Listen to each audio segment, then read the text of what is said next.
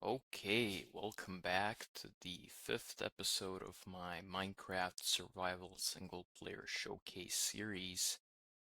It is late Monday when I'm recording this, and you might kind of detect a bit of that Monday morning to Monday evening fatigue. But I've recently found out that I'll be doing some surgical procedures, and I might not be able to record new episodes. And I would really love to finish this series before that happens because it's a bit of a problem to talk when your mouth is filled with cotton to keep it from decomposing. This is not what I wanted to do with this episode. Let's just make this a training episode and we'll see what I can talk about. Originally, what I envisioned was to talk about a bit more in depth about the villager trading hall that I made here. Um, it did not originally look like this. I'm in spectator mode right now. This is supposed to be kind of a design that allows for the villagers to be replaced if their trades are not as good or not as promising. But I didn't do that.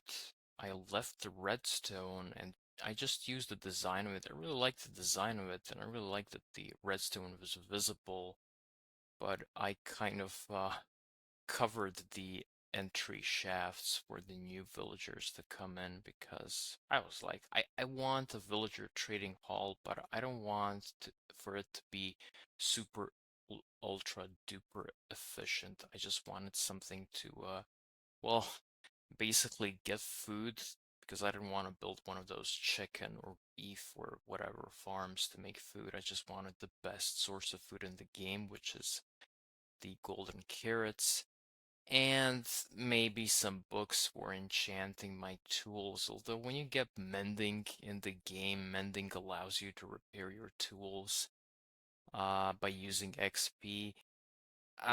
Kind of getting new tools and getting books for your new tools is a bit of a exercise in futility. And one of the things that I've also done in this world is to enable the when you die, you lose your items in Minecraft, like they burst in this large explosion around your body when you die. But I've disabled that. I retain all of my items when I die in game, so I don't need to be worried about those mortal details. Um, and so basically, this villager trading setup is ridiculously overpowered for what I need it to be. I don't need it to be. Uh, I don't know how many villagers are there here. Maybe, I don't know. Let's see, six, seven, 14 in each of these cubicles, maybe. Let's say there's 70 villagers here. That's a rough approximation. I was never good at math, which kind of explains why I got into engineering of all places. So basically the design for this, wanted at one point in time to make this like an underground cathedral and did this nice stone floor, but that didn't work out, and I realized I liked it the way it was when I first started out. I covered the entire room in grass, and I realized I kind of like that. It doesn't make a lot of sense, but that's what I loved about Minecraft in the first place, because it didn't make a lot of sense. And this room was also empty at first, and then I built this sorting system in it. This is the tried and true Impulse SV design. This design is old, but it works. It may be slow, but it works, and that's all we need it to be. And I kind of built this extension, so all the items that don't get sorted here into their individual chests go up this item elevator. into another sorting system, which also uses the Impulse SV design. And it's a sorting system, but it's chaotic. You know, everything about is kind of chaotic, just like uh this kind of a color window that I've made because I didn't know what to do with it because, you know, it looks directly into the slime farm and it just doesn't look that good. So whenever I have this issue of not knowing what to do with a certain space, I just kind of mask it up and pretend like this was all part of the grand design, you know, but it really wasn't. And the sharper eye may also notice that this isn't symmetrical, and that might bug some people out. Not me, because when I built this, I didn't, you know, I followed my gut, you know, I followed my feelings, and, you know, when I finished it, I was like, hey, this isn't symmetrical. And yeah, it isn't. And I love it that way, you know. I mean, maybe maybe it's because I'm left-handed. You know, there's that scene in Shawshank Redemption when Red says is like, maybe it's because I'm Irish, and it's like it doesn't have anything to do with him being Irish, and this asymmetry doesn't have to do anything with me being left-handed. But you know, it's a nice story of an excuse. And a couple of weeks ago, I finished this room as well, although you can see that there's some diorite here behind the walls and some sandstone as well, because originally this room was supposed to be a kind of like an underwater cave entrance, but I ended up not using that idea as I had already used it on a multiplayer server I once played on. So I built this kind of a shrine and the, let's say, imagined water in the form of lapis lapuli, lapis lazuli blocks. And they kind of look like the deep sea. And these are shulker boxes. Um, I am yet to find the block as nicely blue as this one, but it's a bit less expensive to use because shulker boxes are insanely expensive if you don't have a shulker farm, which I don't. And this was, you know, when I was building this villager trading hall, I tried to make this whole area to feel organic in a way, lived and used, but also like it was a part of the world. And so I opted out for having these fissures in the ceiling so you can kind of see the ocean. And you know, in the ocean, we have a type of a zombie called the drowned, and they're attracted to villagers. So they are swimming around this ocean, and they're like, look at all those yummy villagers. Be ashamed if something happened to them. But thankfully, I have this glass, and I have the connected textures texture pack, so it looks nice and pretty. Um, the color codings are something of a later addition. The floor was originally not much because it's very close to the ceiling of these hallways. So I didn't have a lot of room for improvement and I made these carpets. You know, it's kind of like, okay, these are librarians and that's kind of, I don't know, books remind me of the color orange. I don't know why.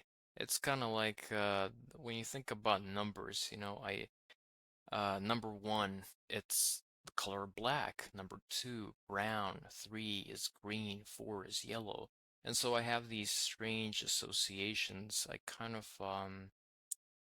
the way I would best describe them are bypasses. You know, like my brain cannot connect A to B using the shortest possible path.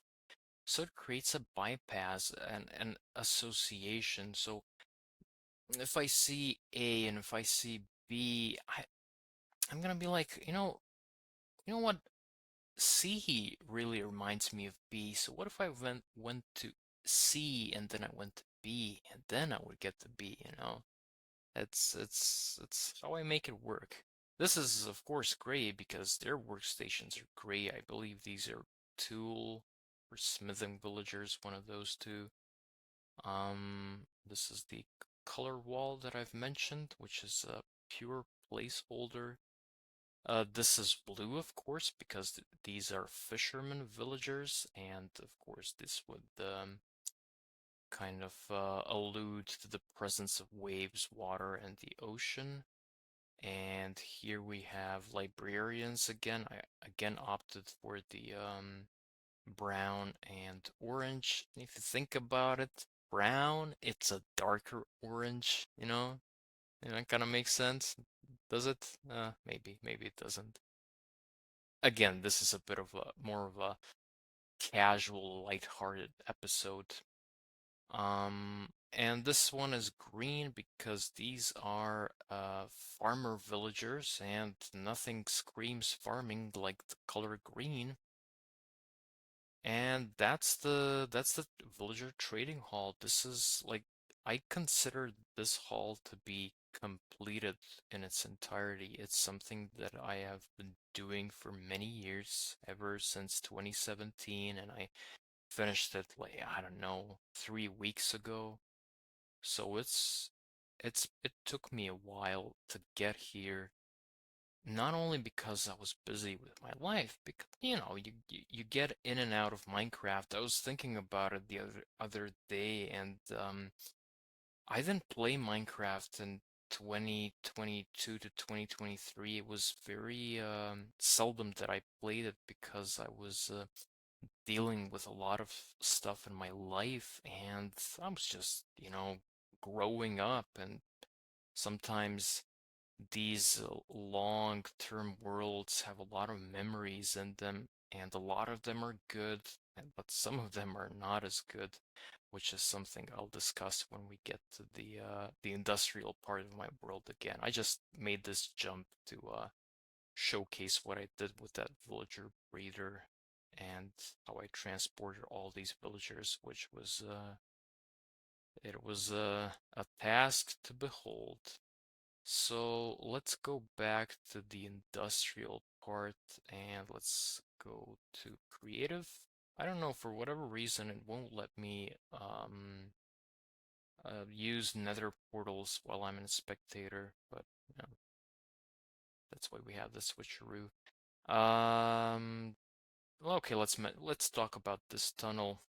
The tunnel that I rarely use. Originally, my plan was to, let's see if I can go up in the air. My plan was to make all of the tunnels look like this. As you can see, this is an insanely expensive design. It uses dark prismarine, for which you need a prismarine farm, which I have, but also you need squid or ink farm, which I don't have. It uses this nice blue type of wood found in the Nether, which I also don't have a farm. Kelp, that I also don't have a farm. So, there's a lot of blocks here. And of course, it's evident that I finished this in creative. But, it's a pretty design. It's just, it's a bit of a hassle to build.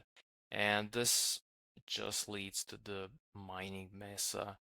Let's jump in there and see what awaits us. This is just a really beautiful looking, if you're into warm colors and the Grand Canyon type of biome. You can mine these blocks, and you can actually see some of these blocks in my color block palette. And when I, take apart large chunks of this biome, I tend to use a third-party tool called MCA Selector. It allows you to prune not blocks, well, chunks of blocks. You can prune, how could we define pruning? It'll be basically deleting any presence of a player in the world, allowing it to be newly generated upon your next visit, which is kind of I wouldn't say cheating new terrain into your existing world, but I don't know. Depends on how you view it. And I'm a creative player these days, so I don't really mind that decision, nor do I mind that definition. So let's go back. Kablam, kablamo, let's go back to the tunnel. And we get this nice effect. Oh, look at this. Is this not trippy or what? So let's go back to the Nether hub. And let's go back to the industrial part of the world. We'll talk about this tunnel in the next episodes. But for now, let's if I can go to spectator and maybe make myself a bit faster. So in that industrial era of my world, I also went and slabbed the nether. Let's go to creative for a bit here. And let's run this. So this here is a wither skeleton farm. Now, wither skeleton farms are useful because you can get wither skulls, and wither skulls are then used to craft these mob bosses called the withers. And if you kill a wither, it's a real tongue twister. If you kill a wither, you get uh, a nether star, and the nether star can be used to craft a beacon. Now, this here is the base of a beacon. It's composed out of four blocks. This is an iron block. So you need a lot of iron or gold or netherite or diamond or emerald blocks to build one beacon.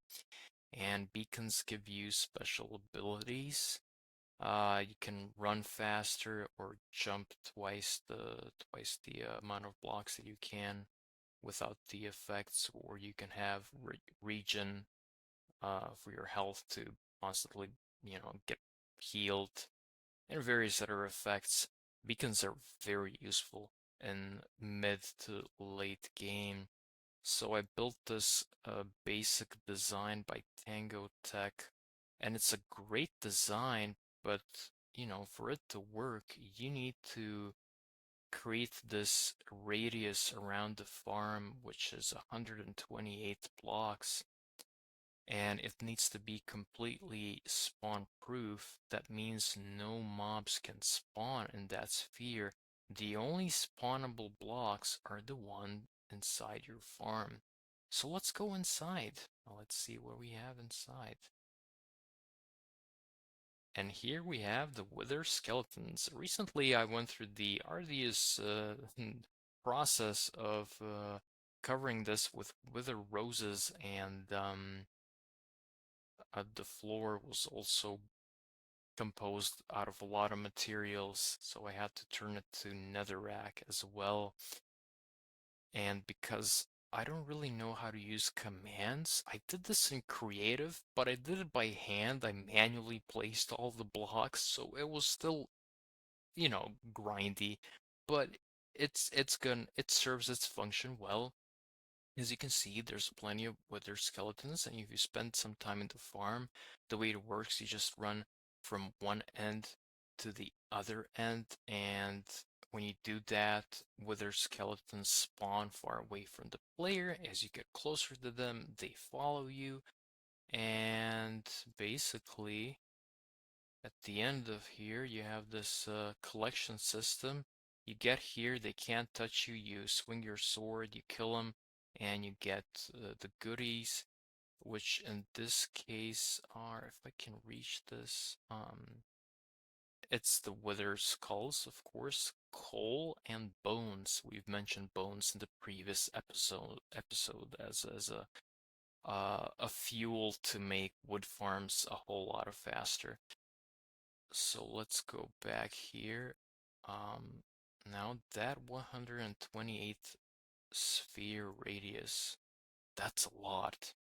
And I did it in survival. It was winter time, there wasn't much to do.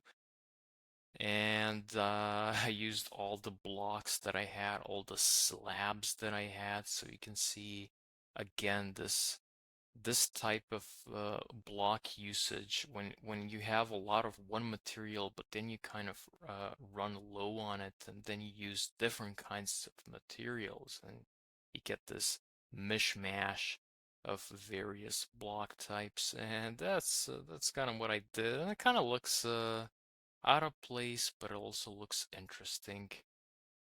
But of course, I'm not done because the Nether, it's like this large underground area and has a lot of caves. So a lot of this space has not been slabbed. There's all my old tunnels that I need to slab as well. All of those count as spawnable places, and all of them affect the rates of this farm. So you can see this space here. This is also spawnable blocks. I need to slap this to maximize the output of this farm, but that's a lot of work, and it's best done in winter when the weather is bad outside. And you don't need to worry that you're wasting your time because it's raining, so who cares?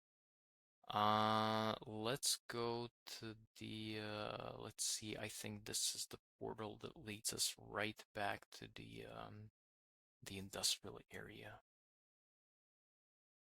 And here we are.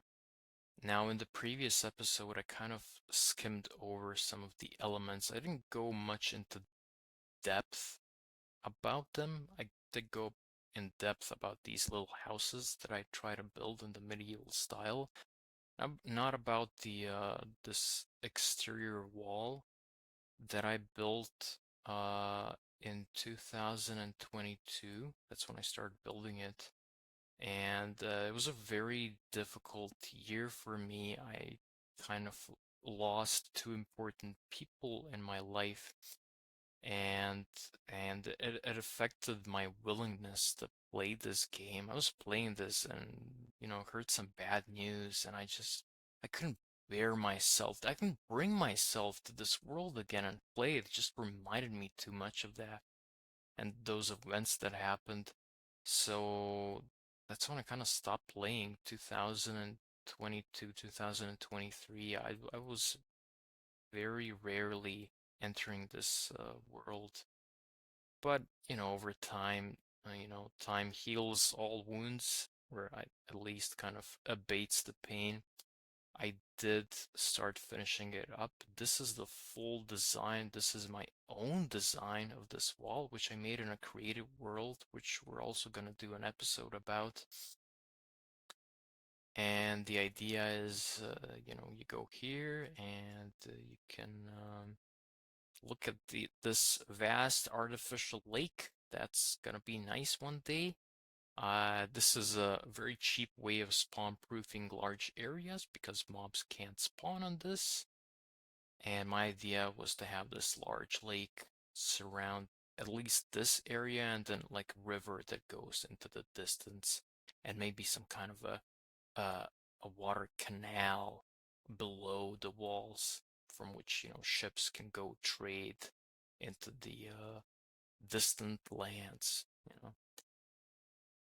And yeah, it took me a long while to build all this. Most of it, again, was done in survival, and that takes a lot of time. I feel like I have still much to do. I've done this kind of a trench type of build here outside, so all the hostile mobs, like this spider here, he could fall into the water and he would get sucked down by these magma blocks, and the magma blocks would deplete him of his life, to put it mildly like that. I still have a plan for some kind of a tower built in this space, but we'll see about that. And I mean, that's pretty much it when it comes to the industrial district. These mountains are, these might be the only creative project I've done here. They were inspired by Cupfan135. Now, Cupfan135 is also another Hermitcraft YouTuber. You gotta remember that Hermitcraft was a source of a lot of inspiration for me. And you see what those people can do, and you think to yourself, like, I want to do those things as well. So here's a fun story. When I was in primary school, our teacher he was teaching us to read, and he told us this story how when he was our age, he went into a library, he borrowed a book, and he read the entire book in one day. And I was like, I was a kid, and I watched him say those words, and I thought, this guy is a superhero. I want to be like this guy. I want to go into a library, and I want to read a book in one day. And and I grew up in that sort of a person. I see all these people do these uh, impossible or near impossible feats, like reading a book in one day or building mountains in Minecraft, and I don't feel envy. I feel inspired. I look at them and I'm like, I want to be like that because to be like that, that's to be a superhero in my world. You don't need to have a suit of armor and fly around the world. You just have to be really good at something for me to consider you a superhero. So I tried building these very crude looking mountains, and it was a process for sure. And again, I built them with all kinds of materials that I had at my disposal, and they're mostly empty. We go inside. It's just a lot of empty space, but it kind of looks cozy, There's potential here for a nice build. I think I could place some farms inside, because that's kind of what you do when you're bored in Minecraft. You build a lot of farms and then you design a nice shell for them and make it look pretty, and all of a sudden you have a lot of things where once there was only empty space. Here you can see how it got kind of lazy, and I didn't even bother. I just made it look like stairs. It's cool enough. Adjacent to it, I made this little powdered snow farm, which is really slow because it doesn't snow a lot here. And right next to it is this large scale manual ice farm. At this height and this biome, water freezes and enables you to, well, create ice. You can mine that ice and use it to create packed ice or blue ice, and it's very useful when it comes to creating, for example, nether tunnels. You can create paths out of these ice blocks and boat on them. And when you paddle your boat on top of these blocks, you tend to move at some pretty large speeds or fast speeds. I don't know the correct expression. It's Monday evening, okay? And I created these pillars and these stalactites, not stalagmites, it's stalactites, to kind of indicate, when you're in a cave and you see stalactites, they kind of remind you of ice, don't they? You know? So, there is some ice here. Ice to see you.